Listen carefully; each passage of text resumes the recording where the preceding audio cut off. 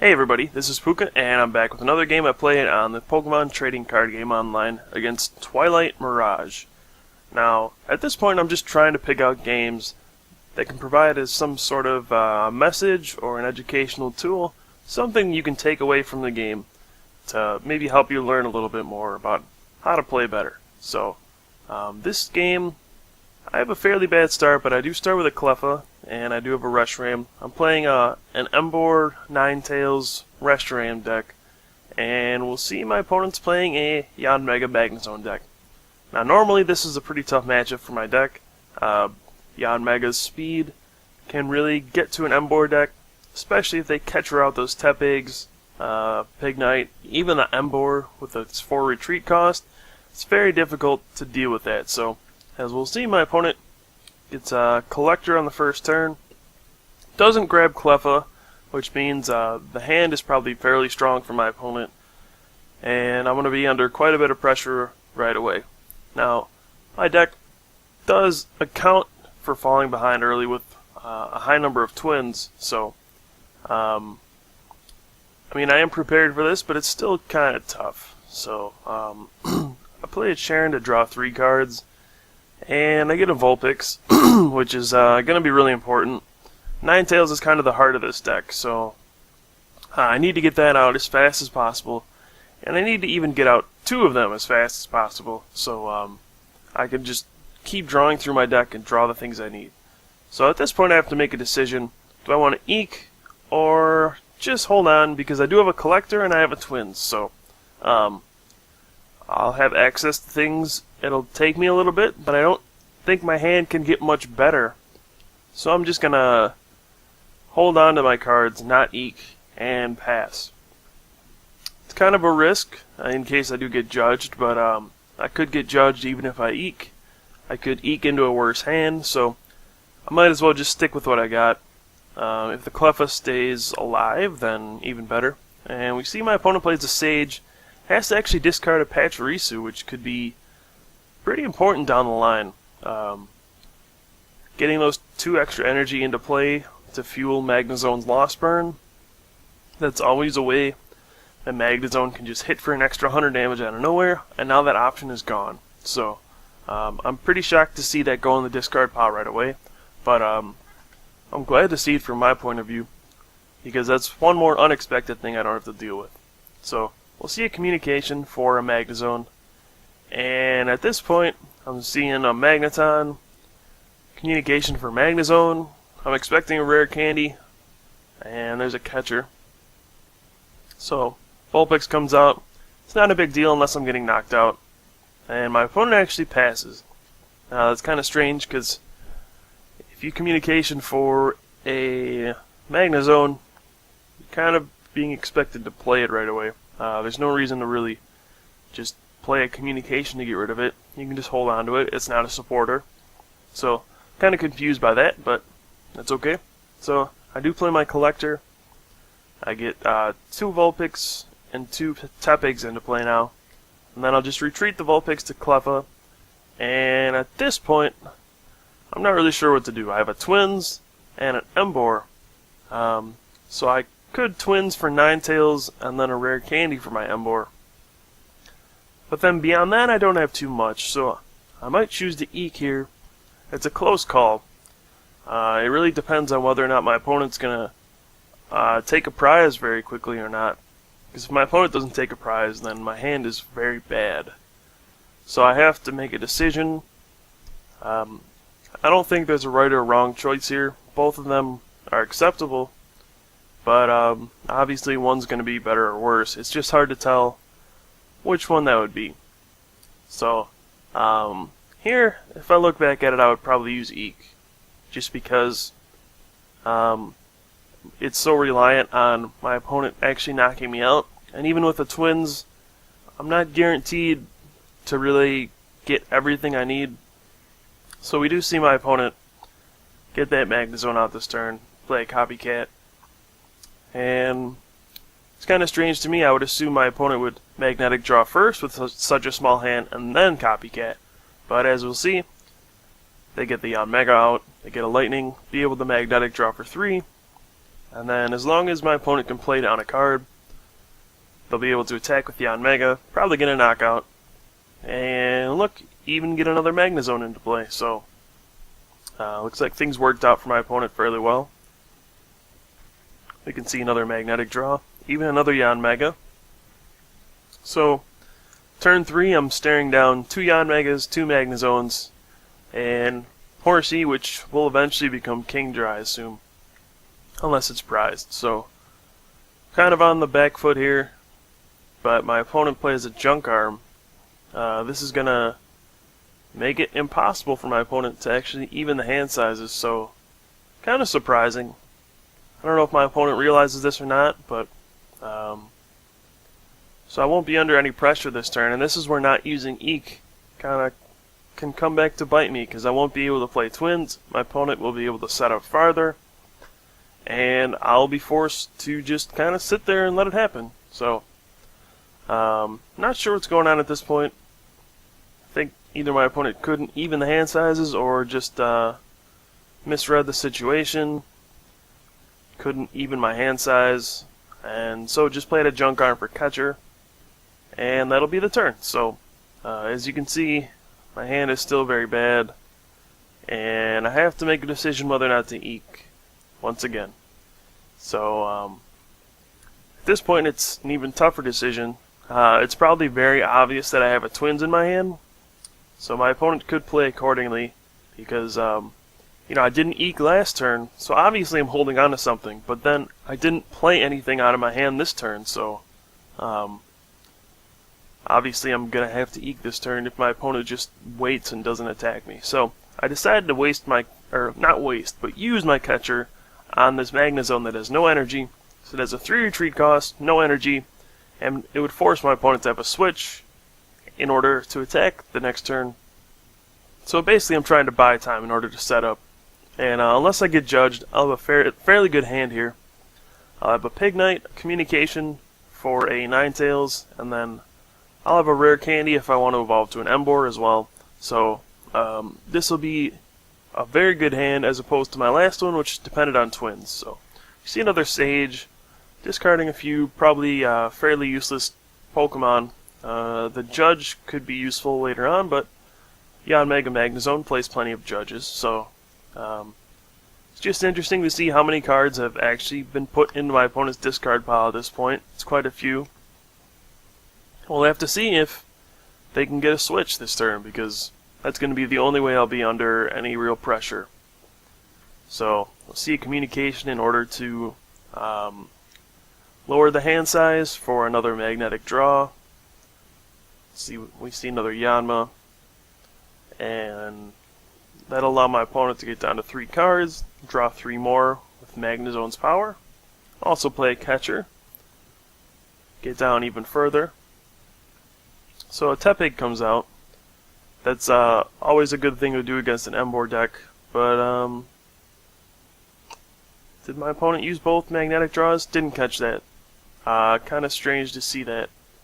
Just catchered out a Tepig and passed. So questionable play, I would say.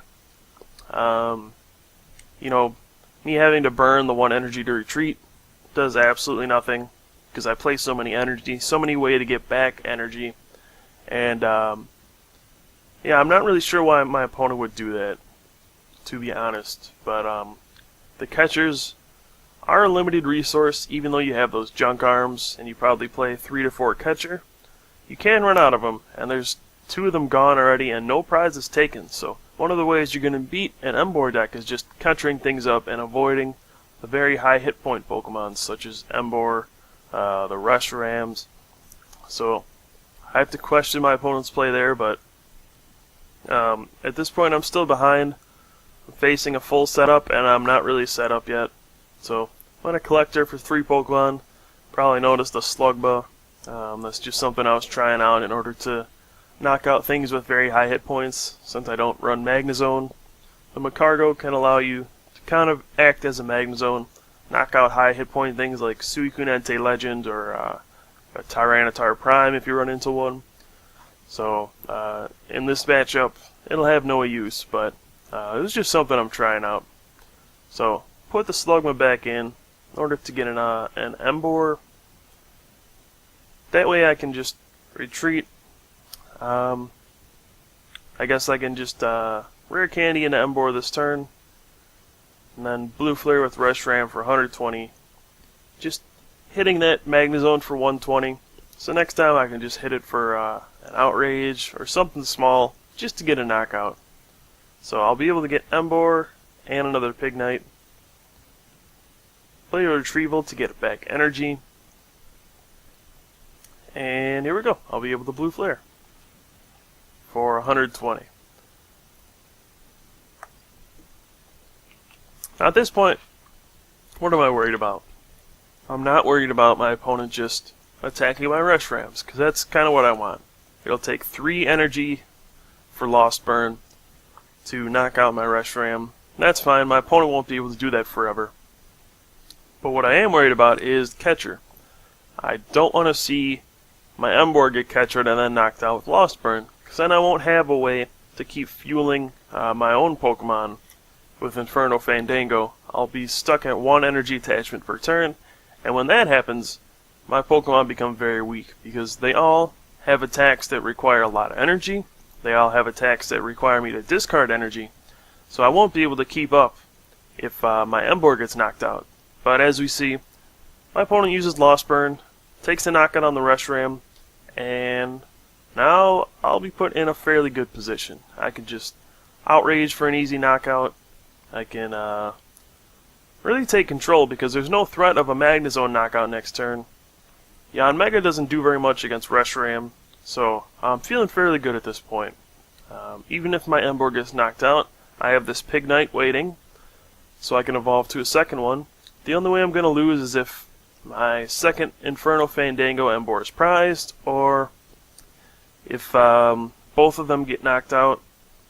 And with a few catchers and a few junk arms gone already, don't really anticipate that happening. So, I do have a Fisherman, which is very good in this deck. Allows me to get back 4 energy. And I do have a Communication, so I could get another Ninetales into play if I wanted to, which I probably should do. Wish I could tell myself to do that right now, but this is a replay, so just gonna Inferno Fandango. Okay, and there's a Communication. Shuffle in the Tepig. And let's see what I grab. Grab Emboar. Now, why would I do this? Well, in case my other Emboar gets dragged up. Now, since I have so much energy in my hand already, I can just Inferno Fandango a couple onto the benched Emboar, so even if my ability Emboar gets catchered up and knocked out, I'll be able to keep going. I'll have enough energy in play to, keep attacking even though I don't have an Emboar in play. Might as well fuel it up while I have the chance. And that Emboar is going to be a crucial attacker since I don't run too many attackers in this deck. I run just enough to get by. And having that Emboar out and not having my Tepigs get knocked out, that's going to be a big factor for my deck's success. I only have a few Reshrams, I have the attacking Emboars, and then usually I need to finish up with Rayquaza Deoxys Legend in order to win the game, take my final 2 prizes. If I lose some attackers without taking prizes, I'm going to lose the game, just because I'll run out of attackers. Now, my opponent does Collector for a Magnemite, and I assume we'll see either a Catcher knockout, or just a linear attack on my Cleffa for an easy knockout, something in order to keep the pressure back on me. A simple Sonic Boom on my active won't do anything, so I'll just knock out the Yanmega, and my opponent will be pretty far behind because I'll be able to keep knocking things out in one hit. Now what we see here is interesting. My opponent actually can't match my hand size, so hey, I can just take another knockout here. I'm going to be feeling really good about my position. I'll be able to knock out this Horsey. I won't have to worry about Kingdra the rest of the game. So, hey, that's like best case scenario for me. I could play some stuff out of my hand, but I have to worry about Judge because getting your hand shuffled back into your deck is always a concern. And then I want to keep as many supporters and way to get energy back as possible, so I can draw into them when I get judged. I don't want to just unnecessarily play a supporter like Sharon and just draw 3 cards when I don't need to. I didn't need anything that turn, so why waste that supporter when I might get judged and then might have to draw something like that. And then you can see, I think somebody was asking me about what my cargo did, so I just zoomed in on it. Now you know too. So we'll see a junk arm for another rare candy. I assume we'll see a catcher on my Emboar this turn. Otherwise, a Lost Burn on Reshiram, that's not gonna do very well. It's gonna get rid of all the energy in play. You're really only just taking on an attacker, which, I mean, I can follow up with my other Emboar next turn. It's just not a good idea. So we'll really need to see a catcher out of my opponent in order for this game to stay competitive. So we do see another junk arm, and I assume this one will go for a catcher. If not, we're going to see some problems. But I think my opponent realizes the situation at this point, and there's a catcher. So we're going to see a catcher on my Inferno Fandango Emboar, I assume. Yep, there we go. Now this will cut off basically the life of my deck. I won't be able to keep attaching energy, and there we go, there's a judge. So this is kind of what I feared, and we do see I get a fire, and there we go, some retrievals, Ninetales, so I'll be fine off this judge. Usually Ninetales decks aren't that great against a constant judge pressure, because you need to draw fire energy just to refill your hand or a supporter. But in this case, you run so many ways to get those energy back that judge doesn't hurt you too much, because you can always just energy retrieval, get back 2 fire, and then roast reveal and refill your hand. So I also notice my opponent's deck is getting pretty low at this point, down to 7 cards and only 5 prizes. So it's going to be tough for my opponent to really close out this game, considering there's no energy on the field. So I keep that in mind as well. Don't want to give my opponent too many free prizes, and as you can see, I draw Fisherman as well. So I have plenty of ways to use Roast Reveal. My opponent's actually gone through a lot of ways to match my hand size, so looks like 3 judges have been used already. And my opponent can't afford to copycat, because that'll take more cards out of their deck. So I keep this in mind. I want to get my hand as big as possible to make it harder and harder for Yanmega to match my hand size, and I want to make it the only way my opponent can match it is through a judge, and that's just not really feasible since there's 3 gone already. So I'm going to roast reveal twice this turn, really try to get my hand size as big as possible. So draw 3 here. Now I'll probably draw 3 more. I can even draw another 3 with Sharon. So I just want to keep this in mind. And yep, I'll draw 3 more. Okay, now I do draw twins, which probably won't be too useful at this point. And as you can see, I have 8 cards in my hand. I just outrage for 20, and it'll be impossible for my opponent to match my hand size without drawing more cards from their deck. Now, why is this a big deal? If my opponent runs out of cards, then they lose the game. Now at this point, my opponent's drawn a card, there's 6 cards left in the deck, 4 prizes. So if they played a copycat at this point, they'd probably shuffle in 4 cards, draw 8. So that would be 2 cards left in the deck and 4 prizes to take. I don't know how likely it is that they'll take 4 prizes in 2 turns, so this is something you have to keep in mind when playing against a Yanmega deck. They do have to match the hand sizes every turn.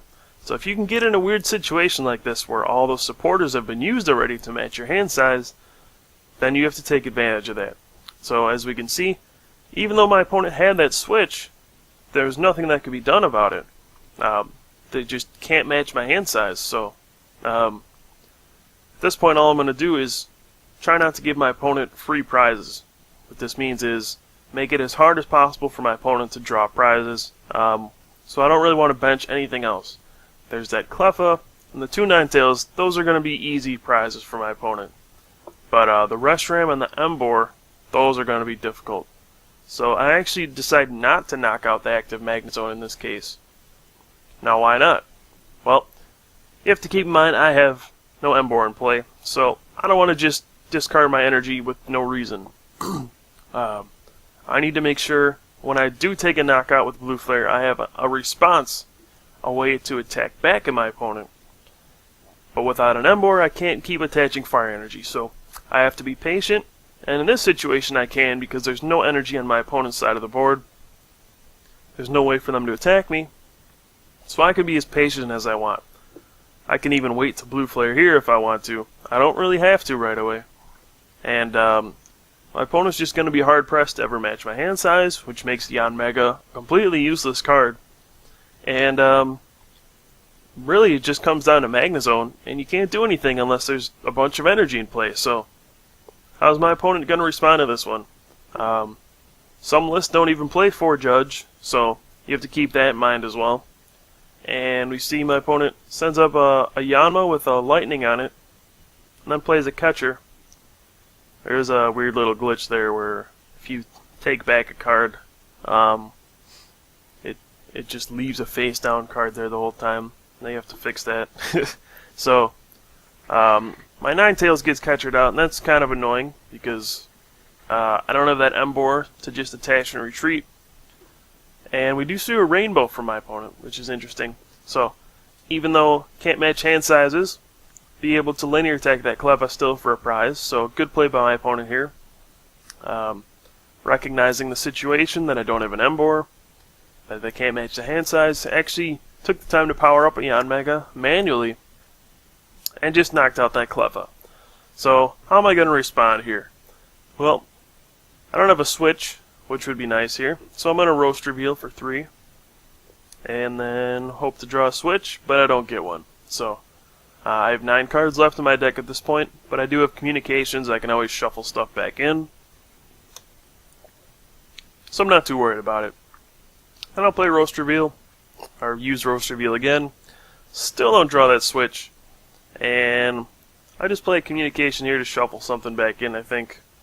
Not sure what I would be getting here.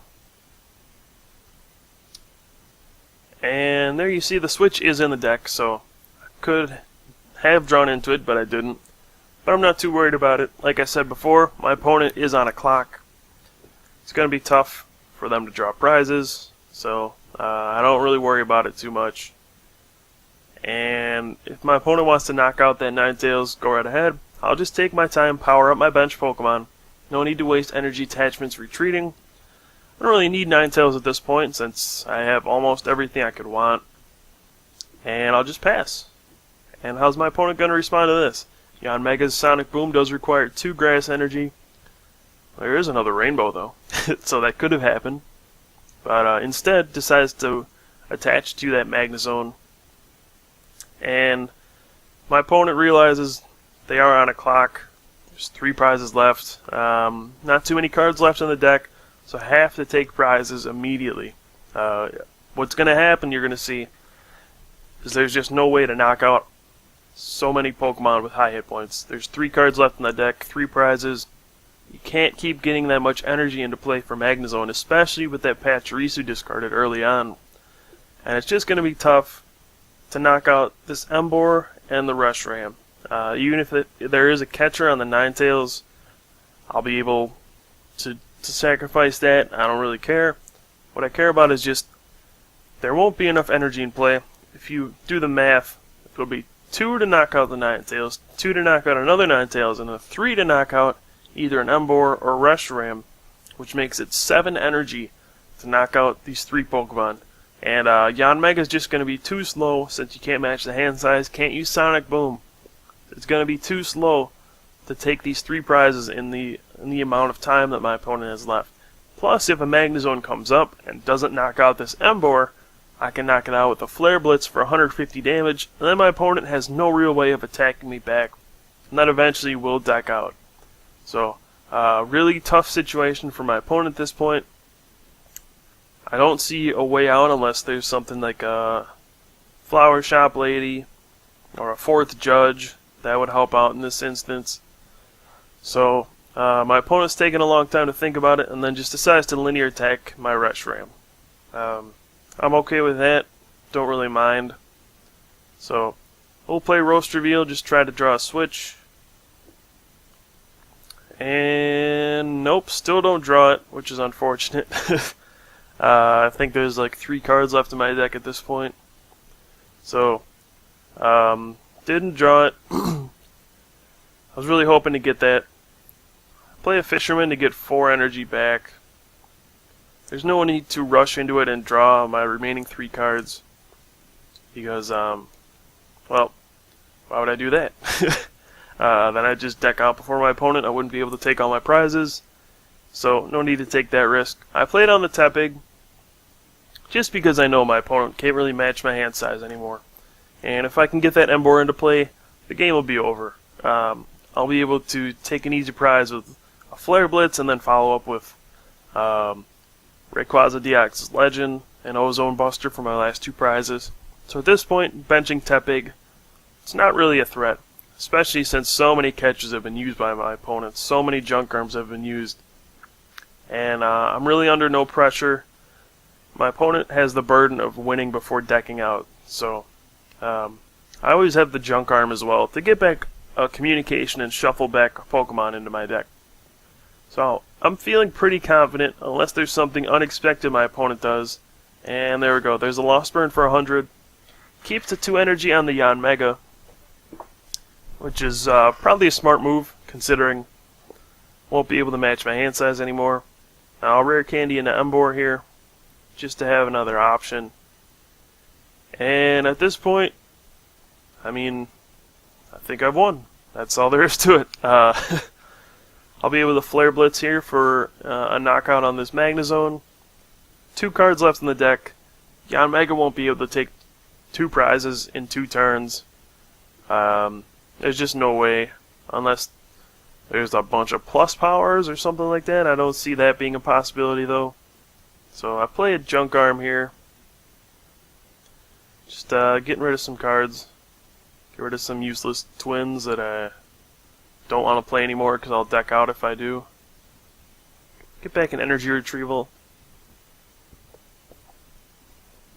Didn't really need to do that, but I did it for some reason. I don't know why. So, I think I'm just thinning out cards in case I get judged. Playing out as many useless cards as possible, so that if I do get judged, I have a higher chance of drawing good cards. So, here I'm going to Flare Blitz for a knockout, knocking out the last Magnezone, and that'll be an easy knockout. So, if I don't get judged, next turn I'll just Roast Reveal, draw what's left in my deck, which will be a switch. Switch to Rayquaza DX Legend, play a Fisherman, dump all my energy onto that, and take my final 2 prizes. So, this game is wrapped up unless I get judged, and then it'll turn into sort of an interesting game. So we'll have to see and wait and see if my opponent has that 4th judge. If not, the game's going to be over. So it's been a real close game so far, with some interesting mechanics going on. Just manipulating my hand size just to not allow my opponent to match it. Taking all the factors into account, like deck size, hand size, what's on my opponent's board. Just keeping everything in mind to make it as hard as possible for my opponent to really do anything. And understanding the limitations of my opponent, as well as my own limitations with not having an Emboar in play. So these are all things you have to keep in mind when you're playing a game. Not only what's on your side of the board, but what can your opponent do as well. And in some cases, you can't always prevent your opponent from doing these things if they have the constant way to match your hand size with a judge and a copycat. But in this situation, I was able to, so you have to recognize when you can. And as you can see, my opponent realizes the game's over and concedes. So, thanks for watching this game. Hopefully you learned something. Hopefully it was interesting. I'll have some more up soon. And if you have any feedback, leave them in the comments. I'll be happy to answer some questions. But until then, thank you for watching, and I'll see you guys next time.